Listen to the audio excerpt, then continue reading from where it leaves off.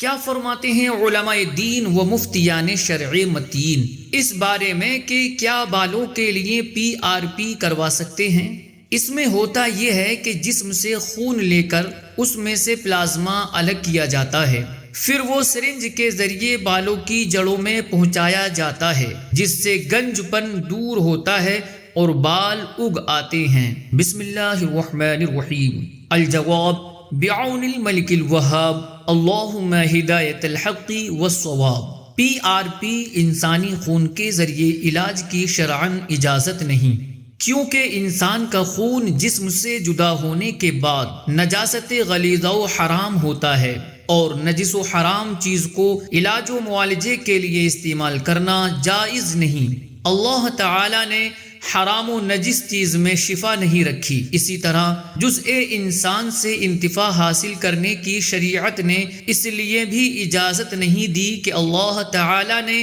انسان کو مکرم و محترم بنایا ہے، اور اس کے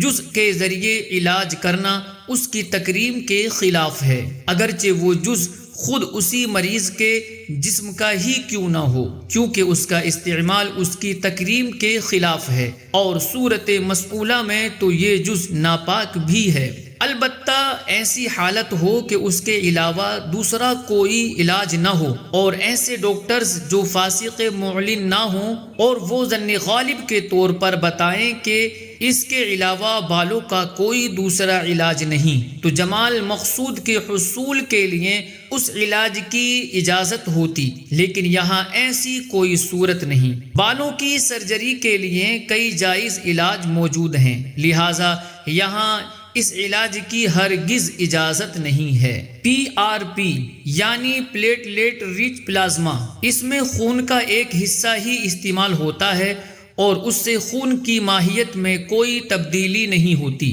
پلازما خون کے رقیق حصے کو کہتے ہیں۔ خون کے بنیادی طور پر 3 حصے ہوتے ہیں: ریڈ سیل، وائٹ سیل اور پلازما۔ ریڈ سیل اور وائٹ سیل یہ خون کے گاڑھے حصے ہوتے ہیں، جبکہ پلازما رقیق اور پتلا ہوتا ہے۔ خون کو مشین میں ڈال کر اسپن کیا جاتا ہے تو وائٹ سیل اور ریڈ سیل نیچے بیٹھ جاتے ہیں اور پلازما اوپر رہ جاتا ہے، جسے الگ کر لیا جاتا ہے اور بطور دوا استعمال کیا جاتا ہے۔ اس کے متعلق دلائل ملاحظہ کیجئے۔ خون کے حرام ہونے کے متعلق قرآن پاک میں ہے: انما حرم علیکم المیتۃ والدم ولحم الخنزیر وما اہل بہ لغیر اللہ، یعنی اس نے یہی تم پر حرام کیے ہیں مردار اور خون اور سور کا گوشت اور وہ جانور جو غیر خدا کا نام لے کر ذبح کیا گیا۔ اسی طرح ایک اور آیت میں ارشاد باری تعالی ہے: قل لا اجد فيما اوحي الي محرما على طاعم يطعمه الا ان يكون ميتة او دما مسفوحا او لحم خنزير فإنه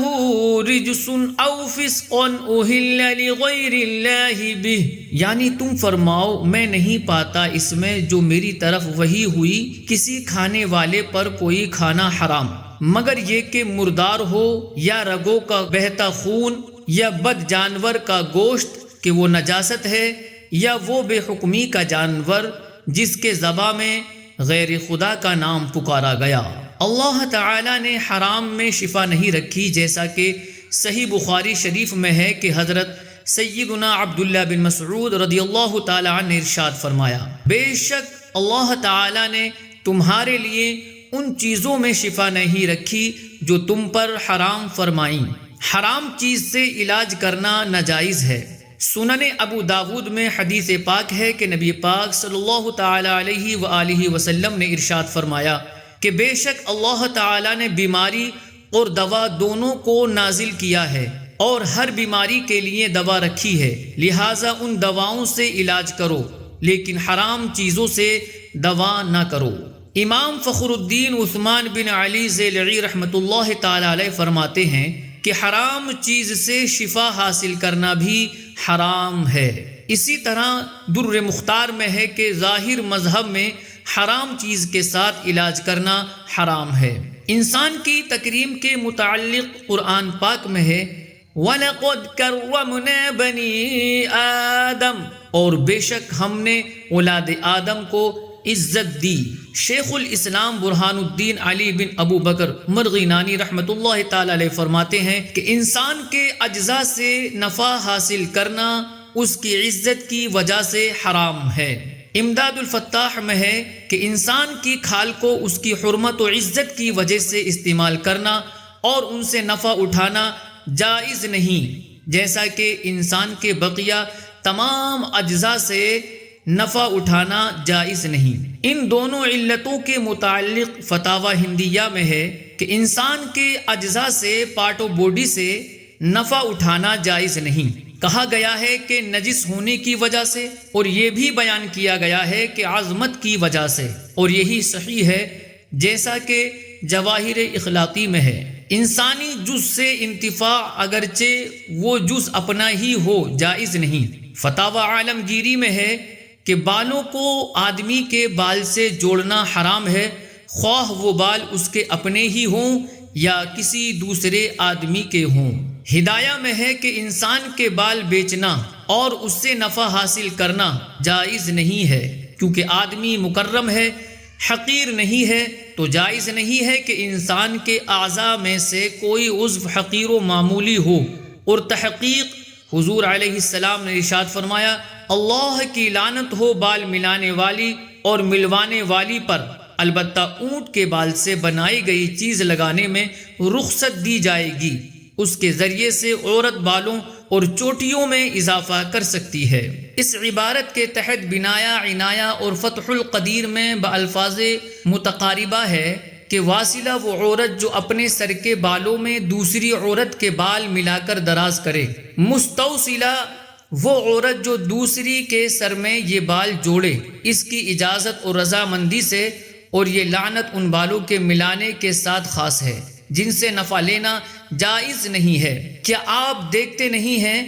کہ قرامیل لگانے میں شریعت مطہرہ نے رخصت دی ہے، اور قرامیل یہ ہے کہ اپنے بالوں کو بڑھانے کے لیے عورت کی چوٹیوں میں اونٹ کے بال لگائے جائیں، اور اس بات میں کوئی شک نہیں ہے کہ زینت کرنا حلال ہے۔ حرام سے علاج کس صورت میں جائز ہے، اس بارے میں تبیین الحقائق میں ہے کہ حرام اشیاء بطور دوا استعمال کرنا جائز ہے، جیسے شراب و پیشاب، جبکہ کسی مسلمان طبیب نے خبر دی ہو کہ اسی میں شفا ہے اور علاج کے لیے اس کے متبادل کوئی مباح چیز نہ ہو، اور ضرورت کی وجہ سے حکم حرمت مرتفع ہو جاتا ہے، تو یہ حرام سے علاج کرنا نہ ہوگا، اور ابن مسعود رضی اللہ تعالیٰ عنہ والی حدیث اس حکم کو شامل نہ ہوگی، اور ممکن ہے انہوں نے وہ بات اسی بیماری کے بارے میں کہی ہو جس کا علاج وہ حرام کے علاوہ کسی دوسری شے میں جانتے ہوں۔ مفتی اعظم ہند مولانا مصطفیٰ رضا خان نوری رحمۃ اللہ تعالی علیہ فرماتے ہیں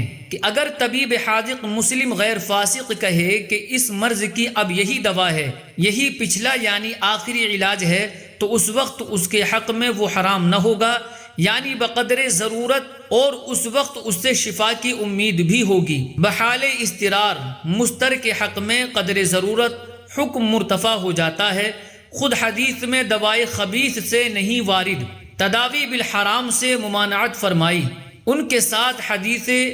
عرینین جس میں بولے شتر کے دواءً استعمال کا حکم موجود بھی نظر میں ہے۔ بات وہی ہے کہ احکام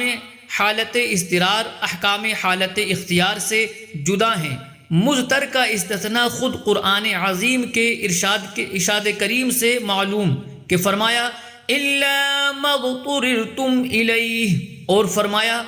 فَمَنِ اضْطُرَّ غَيْرَ بَاغٍ وَلَا عَادٍ فَلَا إِثْمَ عَلَيْهِ۔ اسی طرح علاج کے لیے انسانی خون کے استعمال کی جائز صورتیں بیان کرتے ہوئے مفتی محمد نظام الدین رضوی حفظہ اللہ فرماتے ہیں مریض کی جان بچانے کے لیے، اعضاء کو بیکار ہونے سے بچانے کے لیے، جمال مقصود کے تحفظ، حلقہ چشم کی حفاظت یا کسی عضو کی حفاظت کے لیے، بشرطے کہ کسی اور جائز ذریعے سے اس کا تحفظ نہ ہو سکے، جمال غیر مقصود کے تحفظ کے لیے اجازت نہیں۔ فتاوی یورپ میں ہے، علماء متاخرین نے تداوی بالدم کو ضرورتاً جائز قرار دیا ہے، جیسا کہ فتاوی ہندیہ وغیرہ میں ہے۔ سر کے بال بھی جمال مقصود میں شامل ہیں۔ دیت کے باب میں فقہائے کرام نے سر کے بال کے جمال مقصود ہونے کی صراحت کی ہے کہ اگر کسی نے دوسرے کا جبراً سر مونڈ دیا اور اس کے بال نہ اگے تو حالق پر یعنی گنجا کرنے والے پر مکمل دیت ہوگی۔ سر کے بال کے بارے میں یہ بھی صراحت کی گئی ہے کہ سر کے بال میں جمال کامل ہے، کیونکہ جس کے سر پر بال نہ ہوں وہ سر کو چھپانے میں تکلف کرتا ہے اور اس کو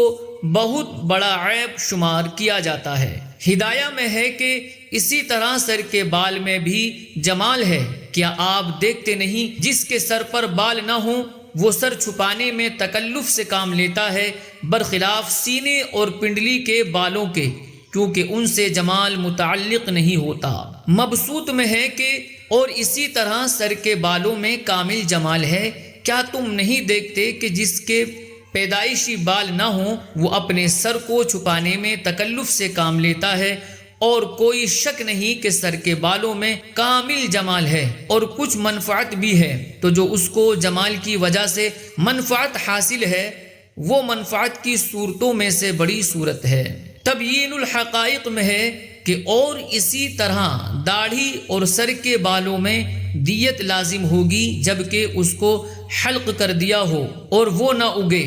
کیونکہ اس نے جمال کو مکمل طور پر ختم کر دیا۔ در مختار اور رد المحتار میں ہے کہ مصنف کا قول اور اسی طرح سر کے بالوں کا معاملہ ہے، چاہے وہ مرد کے بال ہوں یا عورت کے،